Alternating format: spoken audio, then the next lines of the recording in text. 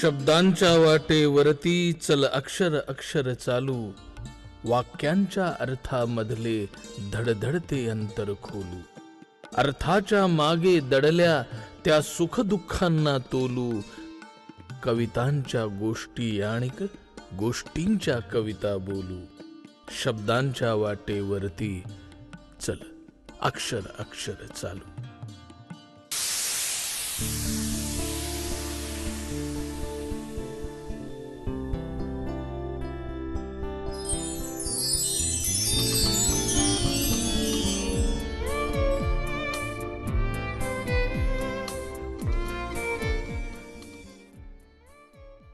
नमस्कार. अक्षरांच्या वाटेवर या कार्यक्रमाच्या या भागामध्ये आपण सगळ्यांचं मनपूर्वक स्वागत. कादंबरी हे साहित्य विश्वाचं एक समृद्ध आणि व्यामिश्र असं दालन. प्रत्येक कादंबरीकार आपल्या आशयाप्रमाणे कादंबरीमध्ये काही प्रयोग करत असतो आणि त्यामुळे प्रत्येक कादंबरीकाराची कादंबरी एक स्वयंसिद्ध आकार घेते. विस्तृत पट दाखवत असताना कादंबरी अनेकदा आपल्यासमोर सामाजिक सांस्कृतिक आशयाचं एक मोठं चित्र उभं करते. अशाच पद्धतीने ज्यांच्या कादंबऱ्यांनी खरं तर दोन पोरांची एक गोष्ट, ढालच, ऐलं तीर पहिलं तीर अशा कादंबरी पंचकादी ज्यांनी आपल्यासमोर खास करून मराठवाड्याच्या इतिहासाचा आणि संस्कृती संगमाचा एक विस्तृत पट उभा केला आणि त्याचबरोबर संत पंत तंत कवितेपासून ते आधुनिक कवितेपर्यंत कवितेची अनेक वर्ण आपल्या समीक्षेतून साकार केली असे ज्येष्ठ साहित्यिक आणि प्राध्यापक प्रकाश केतकर देशपांडे यांच्याशी आज आपण गप्पा मारणार आहोत. नमस्कार सर, कार्यक्रमात तुमचं मनपूर्वक स्वागत. धन्यवाद. खरंच तुमच्या साहित्याचा पट इतका विस्तृत आहे. म्हणजे कादंबरी पंचक असं मी आत्ता म्हटलं तर त्या पाचही कादंबऱ्या अतिशय वैशिष्ट्यपूर्ण आणि त्यामध्ये आम्हाला ज्या पद्धतीचं वातावरण आज औरंगाबाद आणि परिसरामध्ये आहे की अनेक संस्कृती संगम या ठिकाणी पाहायला मिळतो, तर तो खूप ठळकपणे तुमच्या कादंबऱ्यांमधून जाणवतो. याची बीजं तुमच्या आयुष्यात तुमच्या बालपणात आहेत का? हो आहेत. म्हणजे बीड जिल्ह्यातलं केज हे माझं गाव.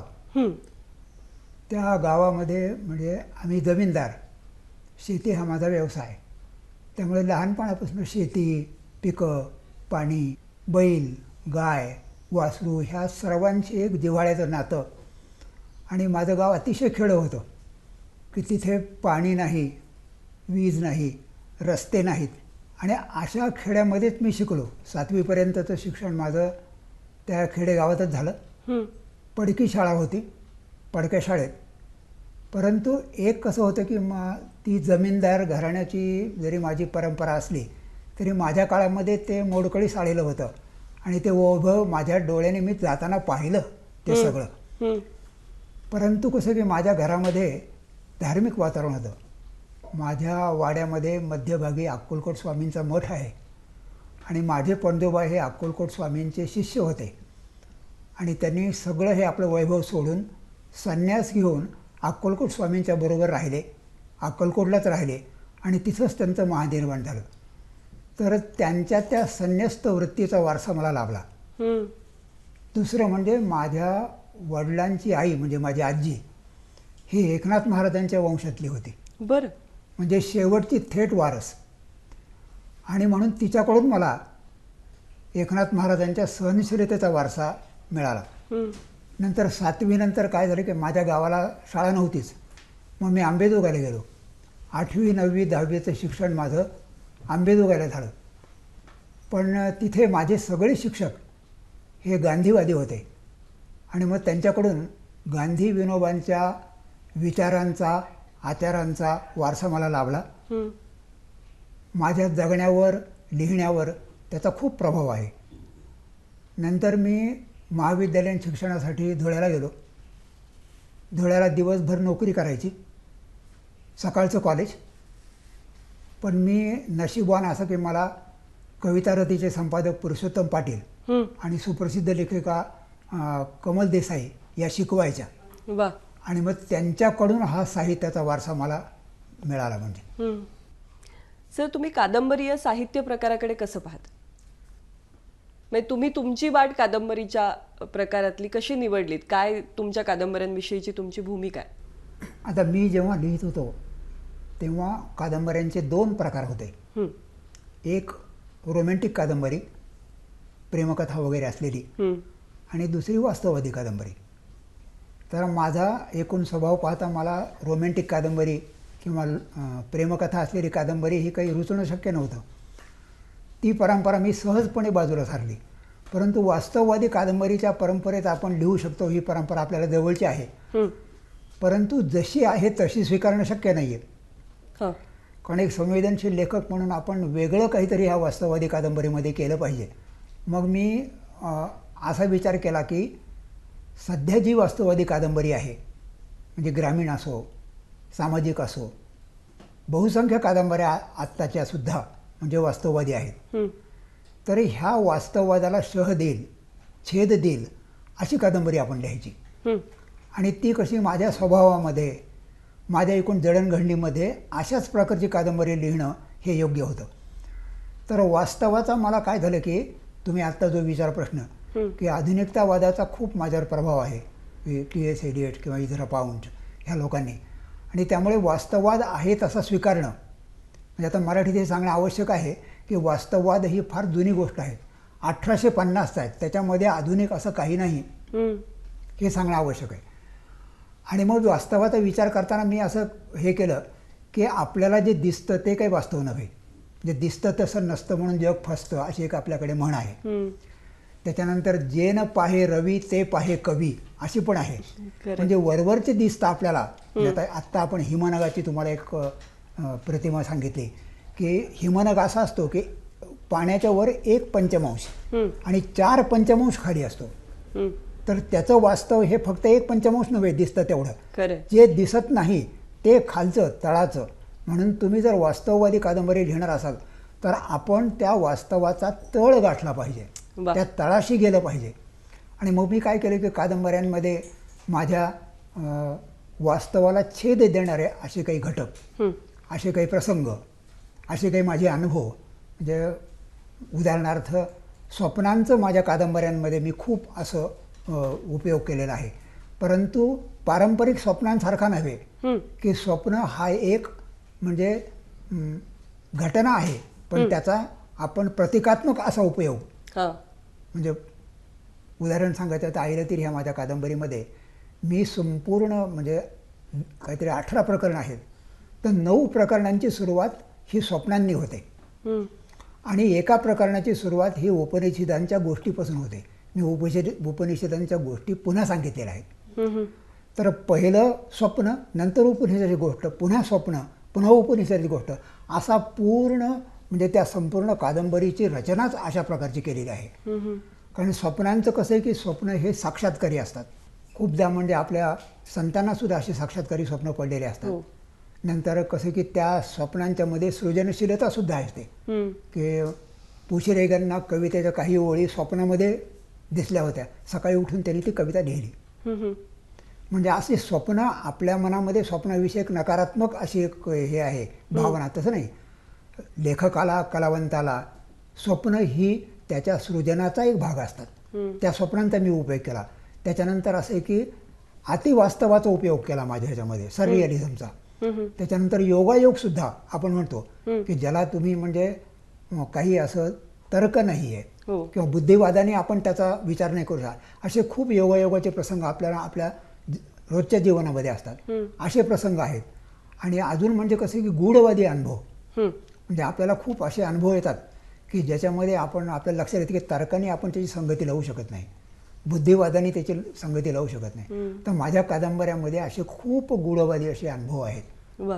आणि मी थोडीशी आध्यात्मिक साधना करतो, त्यामुळे पण म्हणजे त्यामध्ये गूढवाद अशा रीतीने, म्हणजे एक आपल्याकडे असं आहे की आपण डोळ्याने पाहतो त्याला आपण चर्मचक्षु म्हणतो, हं, आणि त्या चर्मचक्षुने जे बघतो तेवढंच वास्तव असं नसतं. हं, आपले मनचक्षु पण असतात, आपल्या मनांनी पण आपण पाहत असतो. हं, त्याच्यानंतर आपल्या बुद्धीचे चक्षु असतात, ज्याला आपण ज्ञानचक्षु म्हणतो, हं. त्या बुद्धीने पण आपण पाहत असतो. वा. आणि सर्वात शेवटची गोष्ट म्हणजे आपल्याला आत्मचक्षु असतात, हं, प्रज्ञेचा चक्षु असतो. वा. तसं आता आपण पाहिलं की त्या प्रज्ञेने तुम्ही किती आरपार पाहू शकता, वास्तवाच्या माणसाच्या आरपार पाहू शकता. आणि असं मी त्या कादंबऱ्यामध्ये असे खूप प्रयोग केले नक्की. आणि मग अशा रीतीने वेगवेगळ्या तऱ्हेने त्या वास्तवाला छेद देण्याचा प्रयत्न केलेला आहे. सर, आपण गप्पांमध्ये मगाशी तुम्ही ऐलतीर या कादंबरीचा उल्लेख केलात. तर या 2 कादंबऱ्या तुमच्या, ऐलतीर आणि पैलतीर, यांचं कसं नातं आहे किंवा त्या कशा पद्धतीने साकार झाल्या? नाही, एक तर कसं आहे की यामध्ये आपण मगाशी म्हणलो तसा महाकाव्यात्मक कादंबरीचा प्रयोग केला मी. आणि नायक सारखाच आहे दोन्ही कादंबऱ्यांमध्ये, परंतु त्याची भूमिका कशी बदलत जाते, तो ज्या तऱ्हेचे म्हणजे प्रसंग अनुभवतो, त्यांना सामोरा जातो, त्या प्रसंगातून त्याच्या अनुभवातून, म्हणजे अनुभव हा दोन्ही असतो, म्हणजे ज्ञानाचा अनुभव पण असतो, तुम्ही जे वाचता त्यावर चिंतन करता तो पण अनुभव असतो, आणि प्रत्यक्ष जगताना जो अनुभव येतो, तर हे दोन्हीही त्याचे कसे बदलत जातात हे त्या 2 कादंबऱ्यांमध्ये मी सांगतो. नायक एकच आहे आणि दोन्हीचं वातावरण थोडं शहरी किंवा निमशहरी आहे. हा निमशहरी आहे. तर ते काय होतं की ढाळत बारदाना ह्या ग्रामीण कादंबऱ्या, म्हणजे त्यात अशा ग्रामीण नाही आहेत, कारण एक आधुनिकतावादी दृष्टिकोन त्याच्यात आहे आणि त्याचं वास्तवसुद्धा त्या आधुनिकतावादी दृष्टिकोनातून मांडलेलं आहे. का 2 पराची गोष्टसुद्धा ही तिन्ही कादंबऱ्या. परंतु तुम्ही म्हणालात तसं की निमशहरी भाग, पण तिथलं वास्तव पण आलं पाहिजे, तिथले अनुभव पण आहे, तर तो एक बुद्धिवंताचा पेच आहे. म्हणजे हा यात कसले हे तिन्ही नायक असे ग्रामीण भागातले, निमशहरी भागातले होते, परंतु ऐलतीर आणि पैलतीरमध्ये नायक हे विद्वान आहेत, संवेदनशील आहेत, अभ्यासू आहेत, अनेक कलांचा आस्वाद घेणारे, त्याचा अभ्यास करणारे असे ते नायक आहेत. आणि त्यामुळे त्यांची संवेदनशीलता खूपच वेगळी आहे दोन्हीमध्ये. ऐलतीरमध्ये आत्ता जसं मी सांगितलं काही प्रयोग केले, त्याच्या पुढचे प्रयोग पैलतीरमध्ये केले. की एक असं की ऐलतीरमध्ये थोडासा, तुम्ही आत्ता मागाशी आपण जो उल्लेख केला, तर सांस्कृतिक असं हे होतं. तर पहिल्या कादंबऱ्यांमध्ये सांस्कृतिक वातावरण सगळं मराठवाड्याचं होतं, म्हणजे हिंदू मुस्लिम संस्कृती, भाषाही त्याची अनेकदा उर्दू मराठी संवाद असे मिश्र आहेत. म्हणजे हिंदू मुस्लिम मिश्र संस्कृती आणि उर्दू मराठी मिश्र संवाद असे ह्या तिन्ही कादंबऱ्या आहेत. ऐलतीरमध्ये पण सुद्धा ते आहेत तसे, परंतु ऐलतीरमध्ये मी काय केलं की ख्रिश्चन परंपरा सुद्धा आणली. की तो नायक 3 असे व्याख्यानं देतो आपल्या कॉलेजमध्ये, शिकवत असताना. तर पहिल्या वेळी तो जॉन डनच्या एका कवितेवर बोलतो, डेथ दौ शॅल नॉट हॅव डोमिनियन अशी ती, आणि त्यावर मरणाचं डॉनचं चिंतन आहे त्याचं. परंतु त्या डनच्या त्या चिंतनावर हा पण आपलं चिंतन करतो, म्हणजे त्यावर मरण, दोन्ही कवीचं मरणावरचं चिंतन, शिकवणाराचं मरणावरचं चिंतन, असे ते दोन्हीही मिसळतात. नंतर दुसऱ्या भागामध्ये तो कॉन्रॅडच्या लॉर्ड जिम ह्या कादंबरीवर बोलतो. मग त्या कादंबरीवर म्हणजे आजची जी संपूर्ण अंधकारमय अशी परिस्थिती आहे, ती परिस्थिती तो सांगतो. या कादंबरीतून तो सांगतो, हा त्याचे स्वतःचे अनुभव सांगतो, त्याला पण तो अंधाराचा अनुभव, तो सगळं अंधारलेलं आहे, आपलं भविष्य, आपलं वर्तमान, हे पण त्याला जाणवतो आणि तो त्याच्या भाषणातून ते बोलत राहतो त्याविषयी. परंतु तिसऱ्या भागामध्ये त्याच्या ओल्ड मॅन सी ह्या कादंबरीवर तो बोलतो, हेमिंग्वेच्या. तर असा तिन्हीचा एक त्याला सांस्कृतिक अर्थ आहे, म्हणजे ख्रिस्ती परंपरा पूर्ण अशी 1, 2, 3 असे तिचे टप्पे ख्रिस्ती परंपरेचे आत्तापर्यंतचे. आणि पैलतीरमध्ये सुद्धा ही ख्रिस्ती परंपरा आलेली आहे. पैलतीरमध्ये सुद्धा तो जो नायक असतो, तो प्राध्यापक, तो शिकवतो. तर पहिल्या वेळी तो डॉक्टर फॉस्टसवर, मार्लोचं नाटक आहे डॉक्टर फॉस्टस, त्याच्यावर बोलतो. त्याच्यामध्ये डॉक्टर फॉस्टसचा त्याचा जो पेच आहे, तो या नायकाचा पण पेच आहे. म्हणजे त्याचा पेच, याचा पेच, तो आपल्या वेगवेगळ्या आपल्या परिस्थितीमध्ये, आपल्या शब्दामध्ये तो सांगतो. नंतर दुसऱ्या भागामध्ये असंच त्याचं तो भाषण करत असताना एका कादंबरीवर तो बोलतो. आणि तिसऱ्या भागामध्ये मात्र मर्डर इन द कॅथेड्रल म्हणून T.S. एलियटचं नाटक आहे, त्यावर तो बोलतो. तर त्यामध्ये असं की एका मोठ्या धर्मगुरूचा कॅथेड्रलमध्ये खून होतो तर ते शिकवत असताना त्याला असं वाटतं की आपल्या अंगावर ते वार पडतात ओ. अशी म्हणजे त्या धर्मगुरूची संवेदनशीलता आणि ह्याची संवेदनशीलता म्हणजे प्रत्येक वेळी शिकवताना तो त्या लेखकाविषयी जसं सांगतो, त्या लेखकाचा पेच सांगतो, त्याचा स्वतःचा पेच पण तो सांगतो. नक्कीच. आणि यामुळे तुमच्या कादंबऱ्या इतक्या आशय समृद्ध झालेल्या दिसतात. आणि त्याचबरोबर एक प्रश्न असा पडतो, कारण कादंबरीकार हा एक विश्वच निर्माण करत असतो त्याच्या कादंबरीतून. तर त्याचं विश्व जितकं मोठं असेल तितकं कादंबरीचं विश्व मोठं होणार. तर तुमच्या कादंबरीतलं जे इतकं मोठं विश्व आहे त्याची बीज तुमच्या निरीक्षणामध्ये आहेत. तर हे तुमचं निरीक्षण इतकं विस्तृत कसं? नाही, लेखकाचं कसं असतं की त्याचा जगण्याचा अनुभव ही एक बाजू असते, ती महत्त्वाची. ते जगणं खूप महत्त्वाचं असतं. परंतु प्राध्यापक असल्यामुळे त्याचा जो अभ्यास आहे, त्याचं वाचन, त्याचं चिंतन हा सुद्धा त्या अनुभवाचा भाग असतो.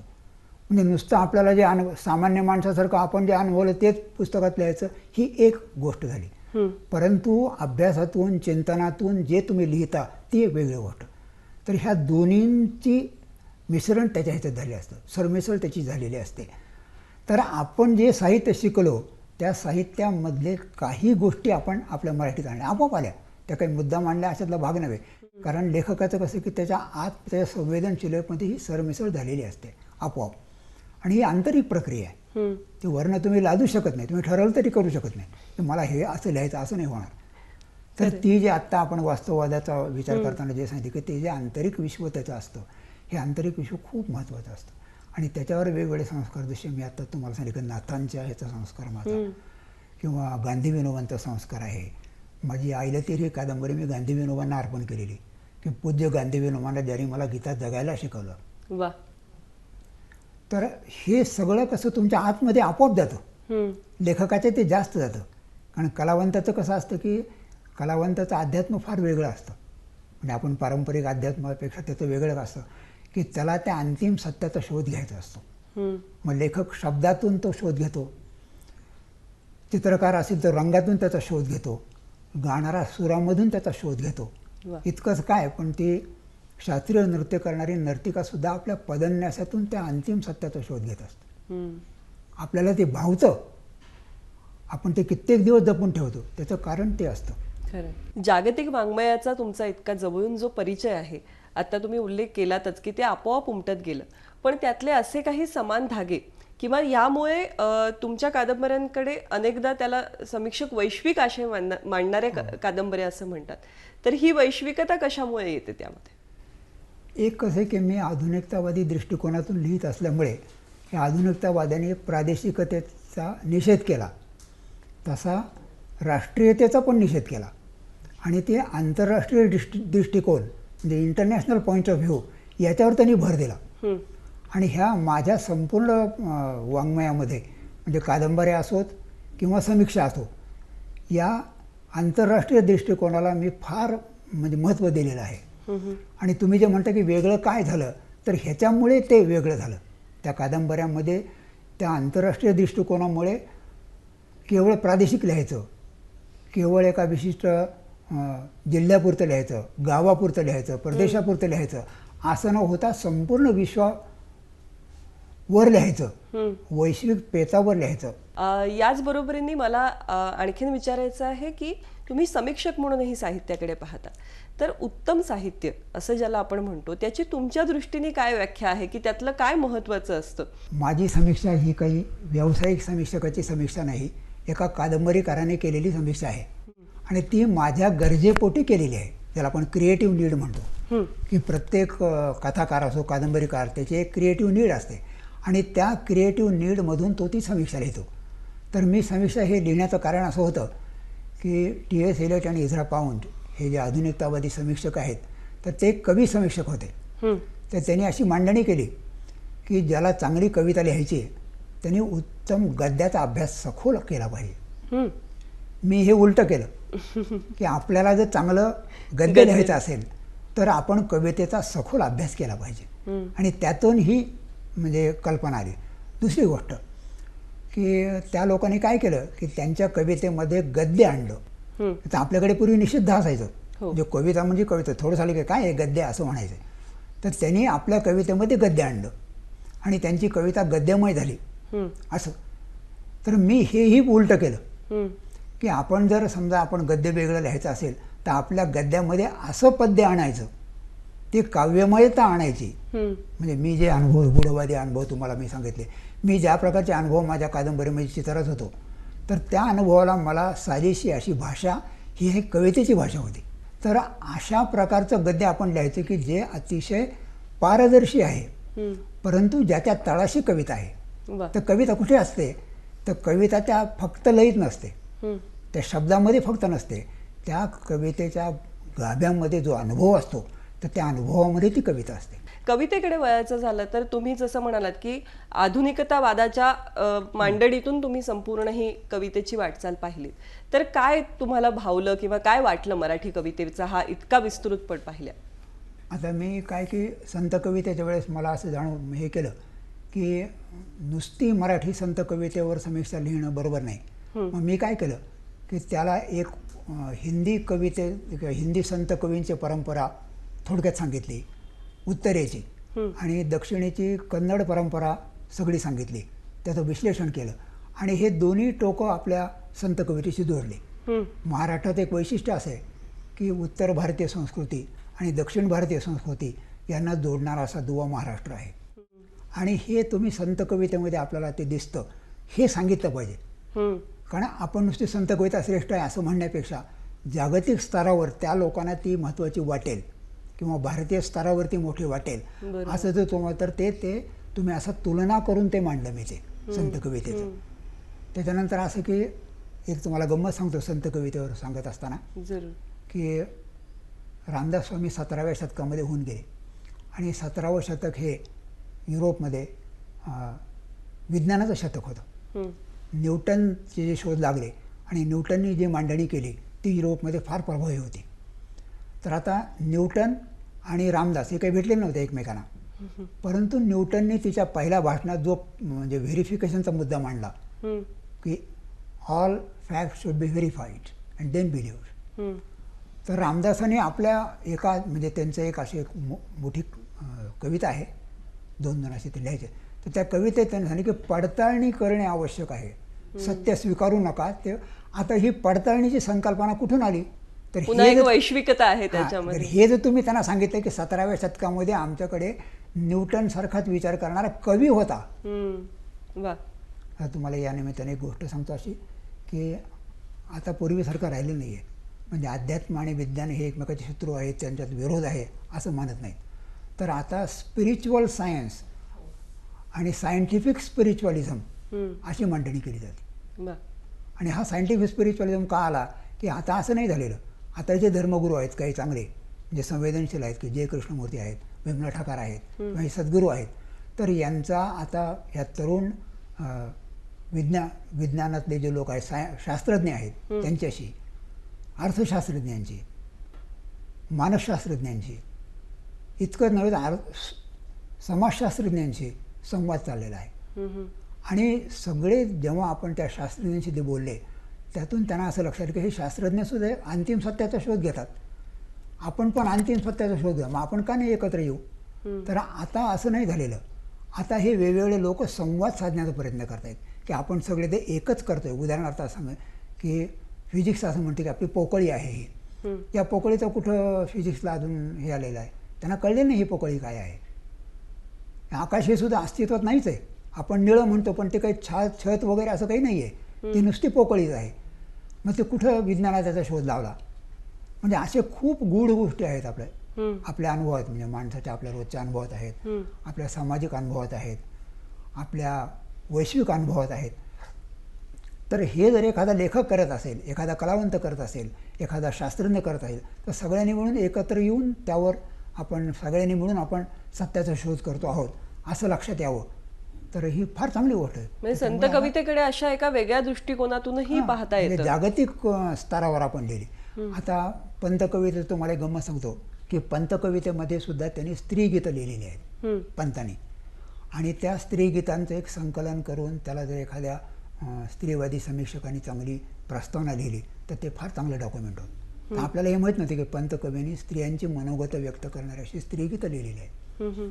माझ्या पुस्तकामध्ये मी त्याचा विस्ताराने उल्लेख केलेला आहे. एखाद्या कुणी स्त्रीवादी लेखक असेल तर त्याला त्याचा उपयोग करता येईल. नंतर शाहिरी कवितेसुद्धा आपल्याला हे दिसतं असं की शाहिरांनी सुद्धा स्त्रियांची मनोगत व्यक्त करणाऱ्या लावण्या लिहिल्या. या लावण्यांचं जर संकलन केलं तर त्या काळामध्ये स्त्रियांची सगळी दुःख तुम्हाला आश्चर्य वाटेल. म्हणजे आज जे स्त्रीवादी म्हणून सांगतात आणि त्यांची दुःख सांगतात त्यापेक्षा जास्त त्या शाहिरांनी उत्तम सांगितले. म्हणजे स्त्रियांचे जे दुःख इतक्या प्रकाराने त्याच्यात वर्णन केलं. तर शाहिरी कवितेचं हे आपल्याला प्रकार हा माहीतच नव्हता ना की शाहिरी कवितेमध्ये हे आहे आणि आजही ते रेलेव्हंट आहे. म्हणजे असं जर संकलन केलं तर ते आहे. आत्ताची जी समकालीन कविता आहे त्याही विषयी तुम्ही भरपूर समीक्षात्मक लिखाण केलंय, तर त्या कवितेविषयी काय सांगा? आता आधुनिक कवितेवर मी लिहित असताना 3 पर्वांमध्ये ते कळलं की केशवसुतांचं एक पर्व की ज्यांनी बाबा इंग्रजी वळणाची सौंदर्यवादी म्हणजे कविता मराठीत आणली, म्हणजे रोमॅन्टिक कविता मराठीत आणली. त्या संपूर्ण पर्वाचं ॲनालिसिस मी केलं कसं आहे ते. आणि आपण तीच कविता आधुनिक समजतो असं नाही आहे. ती कविता आधुनिक नाहीच आहे. आधुनिकतावादी कविता जी आहे मॉडर्निस्ट ती खरी कविता आणि ती मर्ढेकरांनी आणली. आणि मी त्यात असं लिहिलं की मर्ढेकरांनी इंग्रजी वळणाची कविता आधुनिकतावादी कविता मराठीत आणली. हा आधुनिकतावाद हा खरा आधुनिक आहे. आणि त्याचे मी मर्ढेकरांनी जे त्यांच्या कविता संपूर्ण त्याचं विश्लेषण केलं थेटपर्यंत. त्या परंपरेत लिहिणारे सगळ्या कवी लिहिले. आणि शेवटी म्हणजे तिसरी जे पर्व आहे, पहिलं पर्व म्हणजे केशवसुतांचं पर्व, दुसरं म्हणजे मर्ढेकरांचं पर्व आणि तिसरं पर्व म्हणजे अरुण कोल्हटकर, दिलीप चित्रे, सुर्वे यांचं पर्व. त्याच्यावर सुद्धा मी सविस्तरपणे असं ते की ह्याने मर्ढेकरी परंपरा कशी पुढे नेली असं. आणि तुम्ही म्हणता असं आत्ता जी समकालीन कविता आहे, आत्ता जी लिहिली जाते त्याच्यावर पण लिहिलं की स्त्रीवादी कविता, ग्रामीण कविता, आदिवासी कविता आणि आजसुद्धा म्हणजे काही प्रमाणामध्ये लिहिली गेलेली महानगरी कविता, अशा सगळ्या कवितांचे सगळे जे प्रवाह मराठीत आले त्या सगळ्या प्रवाहांचा मी अगदी सविस्तर आढावा घेतलेला आहे, विश्लेषण त्याचं केलेलं आहे. पण ही कविता किती तुम्ही ज्या अर्थाने आधुनिकतावाद म्हणता आहात तो आता आपल्याकडे रुजला आहे असं म्हणता येतं का, किंवा तो दिसतो का या कवितेतून? नाही, आधुनिकतावाद काही प्रमाणात रुजलेला निश्चित आहे. आपला प्रश्न काय तो सांगतो. म्हणजे मी त्या कवितेत तो मांडलेला आहे की आधुनिकतावाद आता संपला.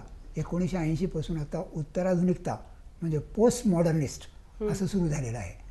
30 वर्षामध्ये ही जी पोस्ट मॉडर्निस्ट आता कविता आली युरोपमध्ये, दुर्दैव असे की ती आपल्याकडे आली कविता आलीच नाही. आपण सैद्धांतिक चर्चा करतोय, त्यांच्याकडे खूप झाली आणि आपल्याकडे फक्त 30 वर्ष झाले. म्हणजे मी पण केली ती वर्गामध्ये, मी शिकवतच होतो. तर मी शिकवत असताना पण दुर्दैवाने आपण असं म्हणू शकत नाही की मराठीमध्ये आहे का पोस्ट मॉडर्निस्ट पोएट्री, मराठीमध्ये पोस्ट मॉडर्निस्ट नाटक आहे का, मराठीमध्ये पोस्ट मॉडर्निस्ट अशी कादंबरी आहे का. त्याचं उत्तर दुर्दैवानं नाही आहे. तर ते हा पेच आहे आपला की आपण आधुनिकता सोडून दिली, आधुनिकतावाद सोडून दिला, पण उत्तराधुनिकता आपण अजून काही ते स्वीकारलेली नाही. असं मध्येच आपण अशा दोन्ही परंपरेच्या मध्ये आहोत. तर आता मी माझ्या कवितेत मला एक आता तुम्ही प्रश्न काढला म्हणून सांगावं असं वाटतं की इतके प्रवाह आपल्या मराठी कवितेमध्ये आले, मराठी कविता खूप समृद्ध झाली. हे मी माझ्या कवितेत त्या पुस्तकात पण मांडलेलं आहे. निश्चित म्हणजे आपण झाली, परंतु सगळी कविता पाहिल्यानंतर वाटतं की खरंच याच्यामध्ये खोली आली का, या कवितेने उंची गाठली का. तर त्याचं उत्तर सकारात्मक देणं खूप कठीण आहे. तर त्याचं कारण असं आहे की तुम्ही जोपर्यंत जीवनामध्ये खोलवर डोकावत नाही, त्याच्या तळाशी जात नाही, तोपर्यंत तुमची कविता अशी वेगळी नाही होणार. म्हणजे आता स्त्रीवादी कवितासुद्धा घेतली तर कसं होतं की त्यांच्याकडनं स्त्रीवाद आला की विशिष्ट अशा काही म्हणजे जाणीवा येतात, वर्तमानपत्री जाणीवा, त्यात जसं तसे आपण तिची म्हणजे आपल्या आपल्या कवितेमध्ये मांडतो ती जाणीव. परंतु ती तुमच्या जीवनामध्ये रुजली आहे का. म्हणजे स्त्रीवाद हा तुमच्या जीवनात रुजला आहे का, तुम्ही त्याला अनुभवाने कधी उत्तर दिलंय का, तुमच्या अभ्यासाने चिंतनाने त्याला कधी उत्तर दिलंय का. ते जर तुम्ही दिलं असेल तर मग तुमची स्त्रीवादी कविता वेगळी होऊ शकते. बरोबर. आणि सगळीकडे असंच होतं की म्हणजे पाश्चिमात्य देशामध्ये एक विशिष्ट प्रकारचं साहित्य आलं, म्हणजे कादंबरी असेल, कविता असेल, नाटक असेल, की आपण त्याचं इमिटेशन करतो. सोपं असतं ते, पण ते आपण पाहतो की अशा प्रकारे आपण इमिटेशन अगदी वरवरचं असतो. म्हणजे आतमध्येच आपल्या जगण्याच्या अनुभवाला आपण गाभ्याला हातच घालत नाही कधी. आणि मग ते जुळून घ्यायचं म्हणजे अशक्य नाही आहे.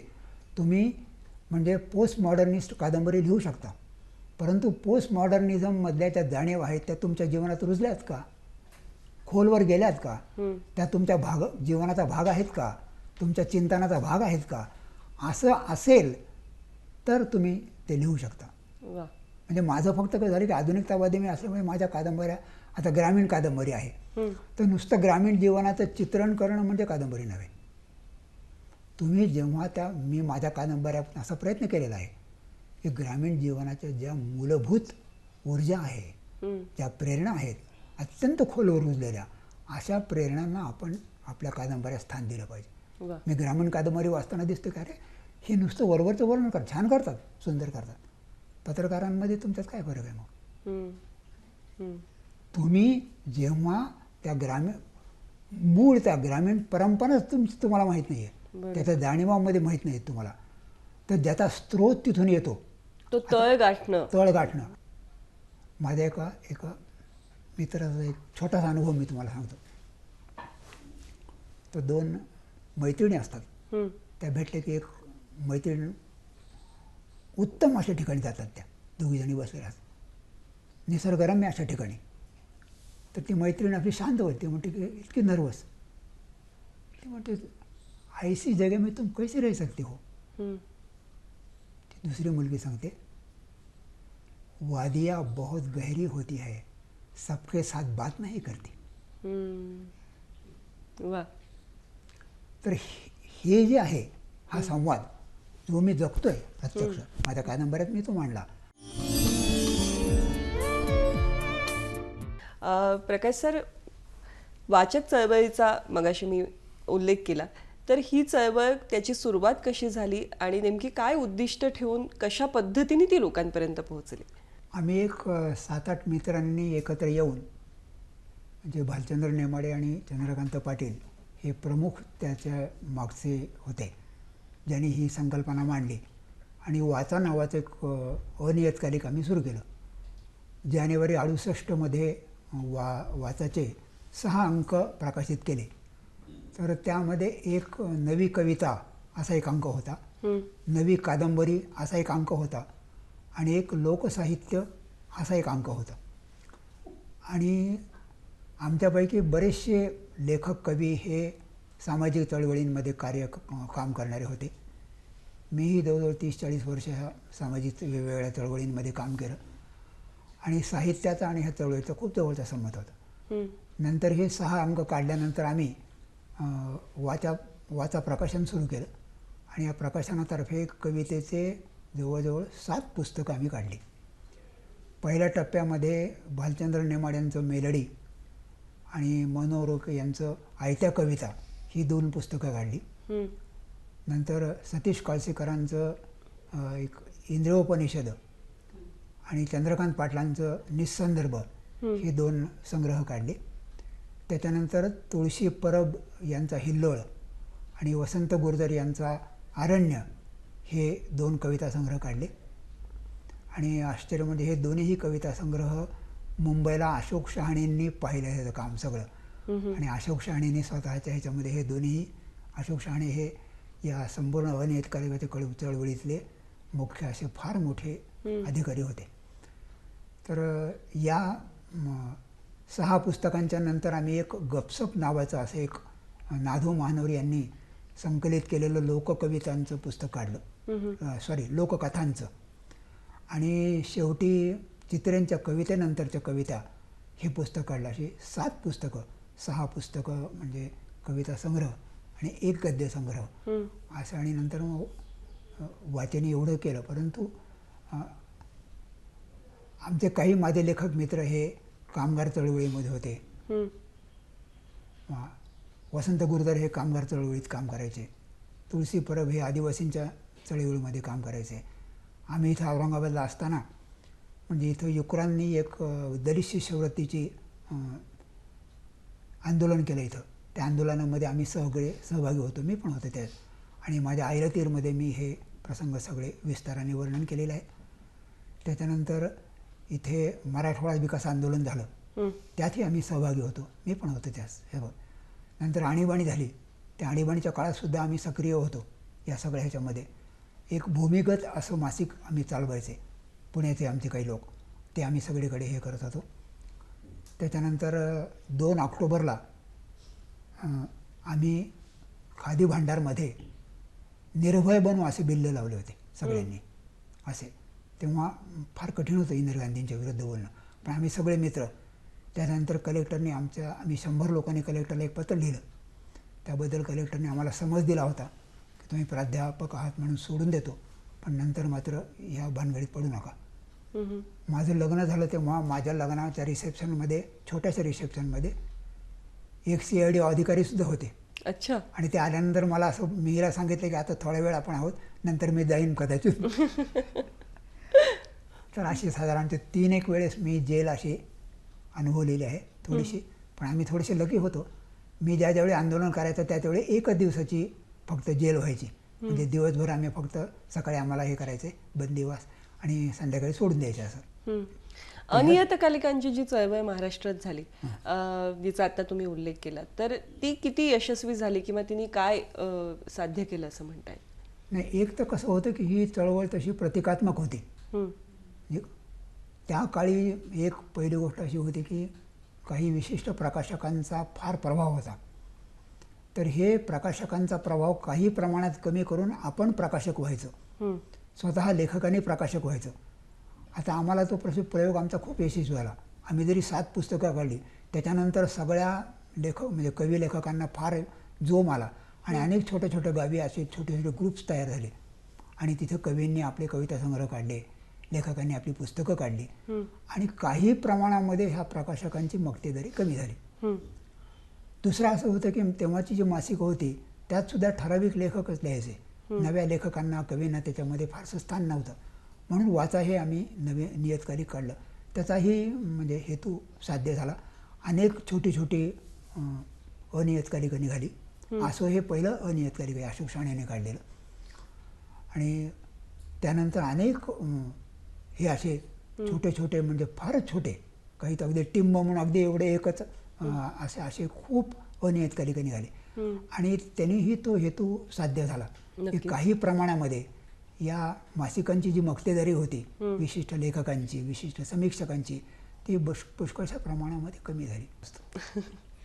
आता तुम्ही जो उल्लेख केलात की इतक्या चळवळींमधून तुमचा सहभाग होता, सातत्याने तुमचं लिखाण सुरू आहे, त्याचबरोबर प्राध्यापकी, हे सगळं आणि कुटुंब, हा कसा मेळ साधलात तुम्ही किंवा काय सांगाल या सगळ्याविषयी? नाही, एक कसं होतं की आम्ही एक तर म्हणजे गांधीवादी असल्यामुळे गरजा कमी, कार्यकर्ते असल्यामुळे आधी चळवळ मग घर. तर आम्ही मराठवाडा म्हणजे विकास आंदोलन जेव्हा सुरू केलं तेव्हा बेकारीचा प्रश्न आला.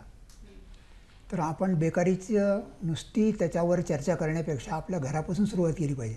म्हणून आम्ही सगळ्या मित्रांनी असं ठरवलं की आपल्या बायकांना नोकरीला लावायचं नाही.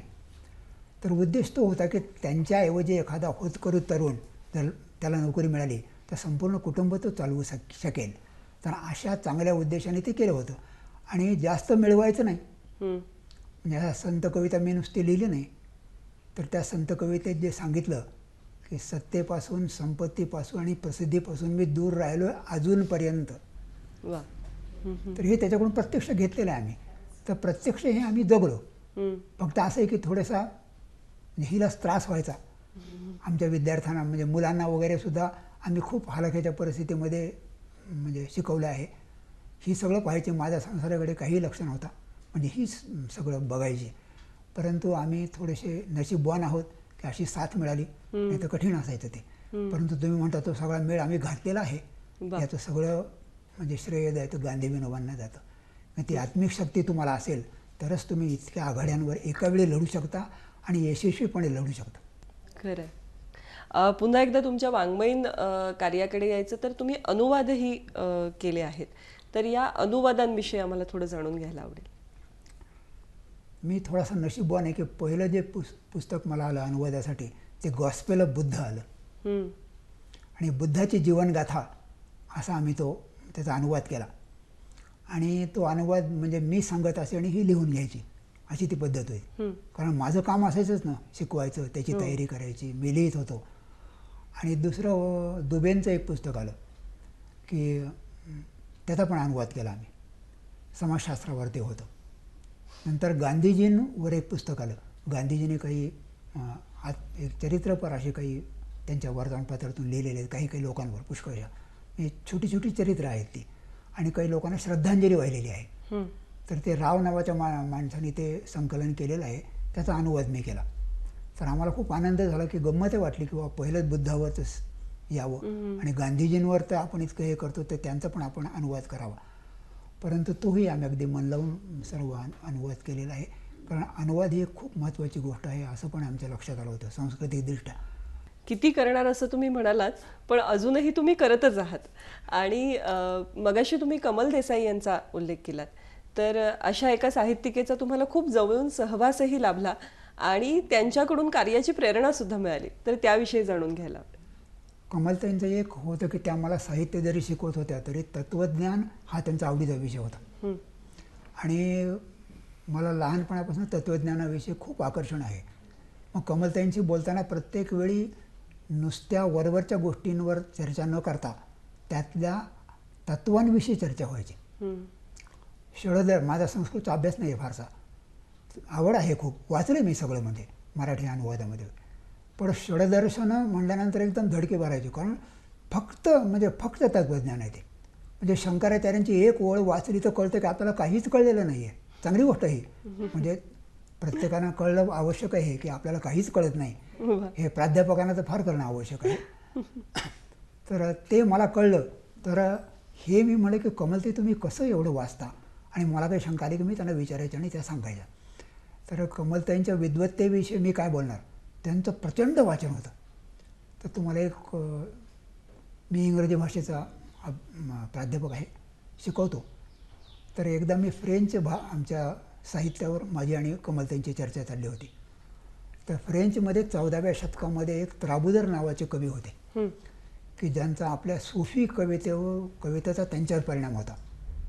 बघा मी ते फ्रेंच आपली 14व्या शतकातली सूफी कविता फ्रान्समध्ये गेली आणि त्या त्राबुदरने त्यांच्या कवितेत ती मांडली. तर मी असं बोलेपर्यंत कमलताई म्हणल्या, त्राबुदर म्हणायचं आहे ना तुला? म्हटलं हो. तुम्हाला आश्चर्य वाटते की आपण फ्रेंच वाङ्मय शिकवणारे, भाषेवर बोलणारे, युरोपीय साहित्यावर बोलणारे, आणि कमलताईला त्राबुदर बरोबर माहीत होता. तर कमलताईंच्या 1-2 आठवणी मी सांगतो. तर कमलताई बऱ्याचशा इंटिमेट गोष्टी आम्ही बोलायचो. तर त्यांना एका माणसाने प्रश्न विचारला की कमलताई तुम्ही लग्न का करत नाही? तर कमलताई म्हणाल्या, व्यासांसारखा नवरा मिळाला तर मी लग्न करेन.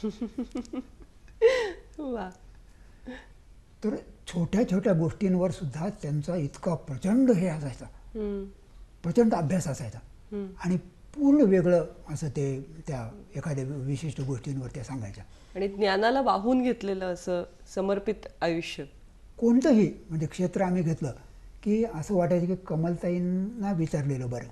आणि माझी गंमत अशी की मी कॉलेजमध्ये असताना कविता लिहिल्या, काही कॉलेजच्या मासिकात आल्या, त्याला पुरस्कार पण मिळाले. तर एक कथा लिहिली, माझी आई गेल्यानंतर मी एक काळा दिवस काळी पहाट अशी एक कथा लिहिली होती. लहान होतो मी, म्हणजे 20मध्ये होतो, 20मध्ये.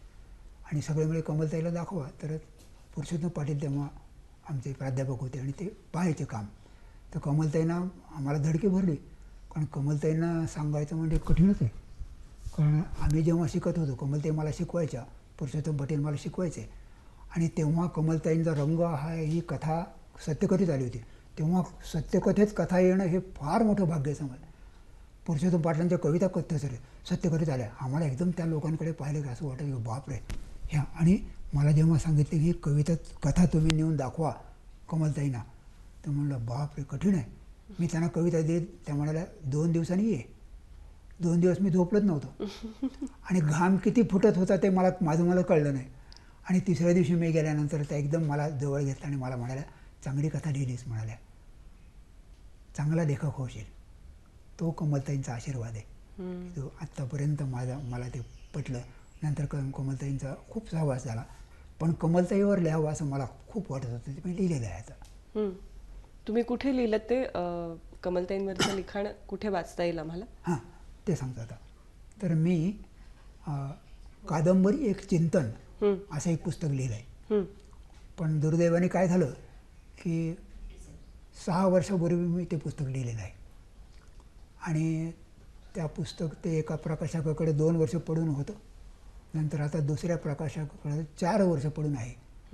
ते जेव्हा पुस्तक येईल त्याच्यामध्ये मी आत्ता जी आपण चर्चा केली ती सगळी चर्चा मी त्याच्यात वास्तववाद आणि वास्तववादी कादंबरी एक पुनर्मूल्यांकन असं एक प्रकरण लिहिलं मी. आणि संपूर्ण परंपरा, युरोपची सगळी परंपरा मी त्याच्यात सांगितलेली.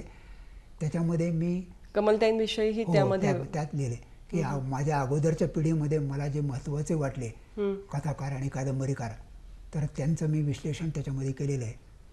कमलताईंपासून प्रेरणा घेऊन तुम्ही जे आता काम करता आहात, एक प्रकल्प हाती घेतलाय, तर त्याविषयी सांगा.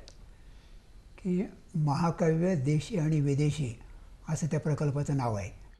तर त्यामध्ये रामायण, महाभारत आणि भागवत हे आपल्या महाकाव्यांचं मी विस्ताराने विश्लेषण करणार आहे त्याचं. परंतु हे करताना त्याला एक आंतरराष्ट्रीय पार्श्वभूमी द्यावी म्हणून मी काही पाश्चात्य असे निवडलेले आहेत काही महाकाव्य, की होमर, व्हर्जिल, मिल्टन आहे, बायबल आहे. तर हे करत असताना मी बुद्ध, जैन ह्या धर्मग्रंथाचा सुद्धा उल्लेख केला आहे. कुराण आहे त्याच्यामध्ये. त्याच्यामध्ये अवेस्त आहे पारशांचं महाकाव्य असं. आणि त्या सगळ्या महाकाव्याचं विश्लेषण करून त्याच्या पार्श्वभूमीवर ही महाकाव्य आपण कशी आहेत ही सांगावी. कारण सर्वसाधारणतः काय होतं की हे धर्मग्रंथ म्हणून आपण मानतो आणि त्याचं विश्लेषण करताना सुद्धा त्याचं तत्त्वज्ञान वगैरे करतो. पण त्याच्यामध्ये वाङ्मयीन गुणवत्तासुद्धा आहे. महाकाव्य म्हणून ती कशी आहेत ते एक वेगळ्या दृष्टिकोनातून असं मी ते केलेलं आहे. आणि एक आंतरराष्ट्रीय, जसं तुम्ही आधुनिकतावादाचं म्हणलं, तर एक आंतरराष्ट्रीय असा दृष्टिकोन देऊन त्याचं विस्ताराने मी ते विश्लेषण केलेलं आहे. तो प्रकल्प मी आता म्हणजे रामायणावरचं जे आहे ते पूर्ण झालेलं आहे.